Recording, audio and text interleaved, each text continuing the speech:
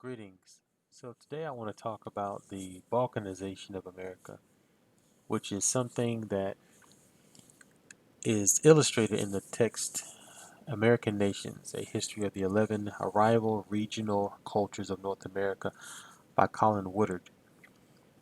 In particular, I want to focus on the Deep South because that is the area that I am most concerned with, as it is the area where black people are at, and that's who I'm most concerned with. You can look here at this map of the black population in the 1890s, and you can see that we are in this southeastern region, or what we call the Deep South, all the way up to from Maryland through the Carolinas, Georgia, Mississippi, Alabama, Louisiana, and East Texas, as well as North Florida, all the way down to a little past Ocala, Florida. And if you look at the census of 2000, which is here, you see that we're relatively in the same locations, although they're having a few migrations of the black population out of the south into urban areas up north and out west even. You still have the majority of black people in the southeast, or the deep south in particular. And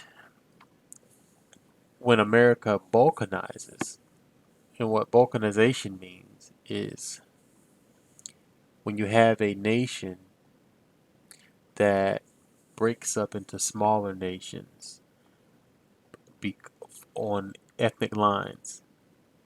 And so we can see with all the unrest that we have in America, there is a reason why America can balkanize. As an empire, it is falling.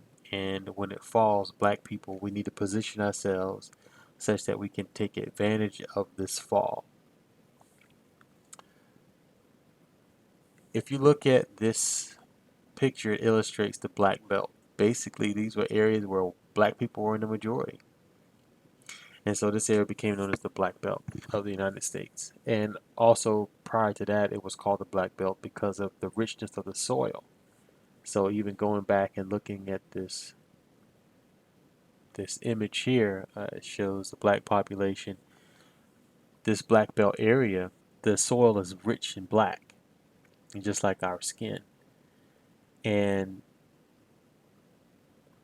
it was used. This region was used for cotton production, right? So you see that you have the majority black population in this region due to slavery. And so we need to take advantage of what happens in America, what's currently happening, position ourselves such that when America collapses, when it falls, when it no longer is a functioning government, we can take advantage of this position that we're in and secure land for ourselves. Even though you have black people in East Texas and Louisiana and parts of Arkansas, even in Tennessee, I'm going to suggest that it is in our best interest to focus on those states that are to the right of the Mississippi, meaning Mississippi, Alabama, Georgia, North Florida, all the way down to about um, Ocala, Florida, South Carolina, and the southeastern portion of North Carolina, which would be like around where Charlotte is, all the way over to the Crystal Coast.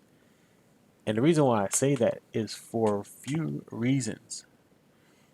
In some of the urban areas like Detroit, Chicago, where you have large black populations, the problem with that is that if you wanted to establish yourself or protect yourself, you created an enclave. And an enclave is a region that is surrounded by another region. So Chicago it would basically would be a region where black people are surrounded by white people. And so whenever they wanted to choke you out, they can choke you out. Same thing with Detroit, New York, Philadelphia, Baltimore, DC even. Places where black people are in large numbers, but we're surrounded by white people. if we are down in this region here that I described, those states, it's more defensible. You have the Atlantic Ocean to the right of Georgia, South Carolina. You have the Gulf of Mexico, which is below Florida, um, Alabama, and Mississippi. And then you have the Mississippi, which is to the left of this region. And up north, we have a few rivers, but mainly the Appalachian Mountains. You know, this makes this region, in my view, defensible. Now, I'm not a military expert, but I would think that someone who is military expert could agree with this logic and could actually expound even probably more eloquently than myself as to why this is a defensible location. If blacks are the majority in the southeast or the deep south, like I've described, it's defensible. Um, Now, why did I stop on the left hand side with the Mississippi? The reason for that is because of the New Madrid Fault. The New Madrid Fault is a region that sits right there between these states of Missouri, was that Ohio, Indiana, um, was that Kentucky, Tennessee, Arkansas. I mean, it's sitting right there, and this basically it's a fault line where an earthquake can occur and can actually impact that region. It can cause flooding of the Mississippi because that's exactly where it's at. It's right there. And in fact, the you know the people who study this stuff are predicting that at some point it's going to the fault line is actually it's going to be active and it's going to cause major damage. It's not a matter of if it will happen, it's when it will happen. And you have a variety of different maps out there that people have created. One, they say that the United States Navy created it. I don't know about that. Um, but it shows flooding and how the Louisiana, Arkansas, Texas, East Texas rather, it goes underwater. Another map that came out some years ago was the I Am America map, in which you can see something similar, where you have that New Madrid fault line has actually um, become active, and there's been earthquakes, and as a result, the Mississippi has flooded, and so you can see Louisiana's underwater, and so is East Texas. Now, this is someone's version, a vision of the future, and as we know with the future, you can't really predict it. You can come very close to what could happen, but there's always other possibilities. So, but you can make predictions based off of the available information that would be accurate. So, because of the fact that we have the New Madrid fault line, and because of the fact that it will um, be active at some point, and it can be destructive and cause a lot of flooding, that's one of the reasons why I suggest that blacks that are living in East Texas, Louisiana, actually move further east into Mississippi, Alabama, Georgia, you know, South Carolina, regions like that, or areas like that, because it's quite possible that some of that the people that study this stuff is actually true. So, but if we're going to make a move and position ourselves, I don't think that we need to try to just go anywhere within the South. I think we need to focus our energy and resources into one state in particular, and I think it uh, is the state that has the best potential as far as black people, becoming the majority population and being able to position ourselves from the governor, being governor, to being the mayor of all the cities, and buying up all the corporations. I know it sound crazy to some people listening to this, but it's something that we're going to have to do as a people, because otherwise we're not going to survive.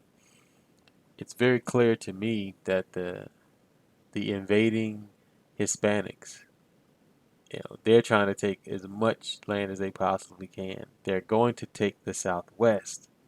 They can take the Southeast if we let them take the Southeast, but I think black people are pretty much tired of being run by other people, that we're going to stand up for this. I'd like to think so. So I think we should focus in particular on Georgia. And if you actually look a little bit closer at this map of the I Am America map, just uh, Lori Toy is the person that channeled this map that we're looking at, and here she talks about a golden city of Wahine. It's a city of justice, liberty, freedom. It's an African region that's hot and temperate. And I also noticed that this golden city is not in Atlanta. It's not there, but it is in the South. It is in Georgia. It is a region where it is hot, and it's described as being African. We've already made the case that black people are, um, the majority of black people are in the South. And as America balkanizes, it is highly likely that blacks will take the Southeast. And so, question is, how we're going to get there? How are we going to do it? Is possible? How can we make this happen? Let's really talk about it in some action steps.